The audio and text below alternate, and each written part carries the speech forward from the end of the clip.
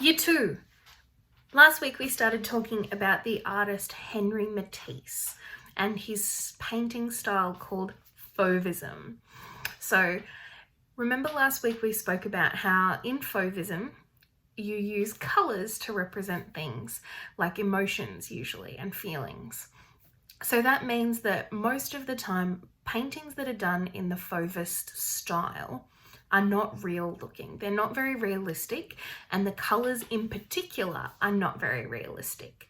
So today we're going to look at an artwork by Henri Matisse called Portrait of Lydia Delectorskaya.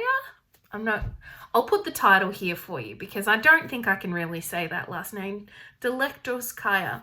I usually just call it Portrait of Lydia because I find that last name really tricky to say. And I never feel like I'm saying it right. And this painting was painted in 1947. So I'm going to pop the painting here and we're going to have a little bit of a talk about it. And then we're going to do some art.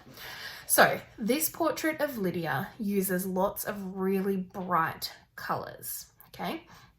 And one of the things that I really like about Matisse's work, which we talked about last week, is the texture that he uses. So we talked about this lots last week, and I think we can see the texture a lot in this artwork.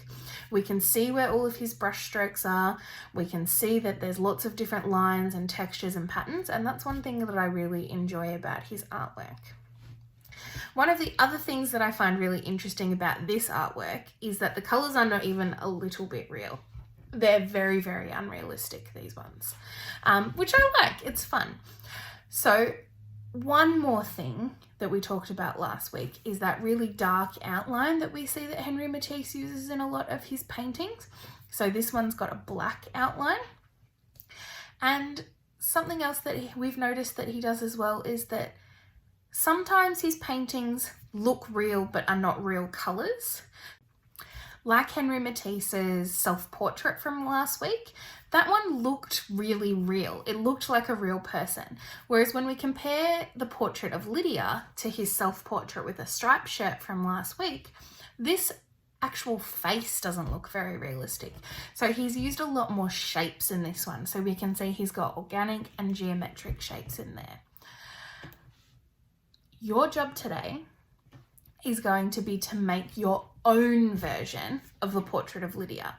So it's kind of like copying the artwork, except for the fact that when you remake it yourself, it's going to have a little bit of you in it and a little bit of Matisse. So you might do something like change the colours, or you might change the material. So instead of painting your version of the Portrait of Lydia, you might decide to use collage, or you might decide to draw.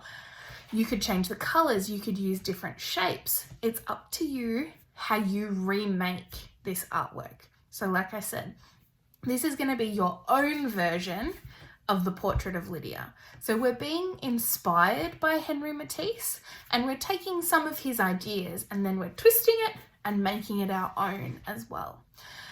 You can use whatever materials you've got at home to make this artwork, and you can change it as much as you like, but I still want to be able to see that you've been inspired by Henri Matisse.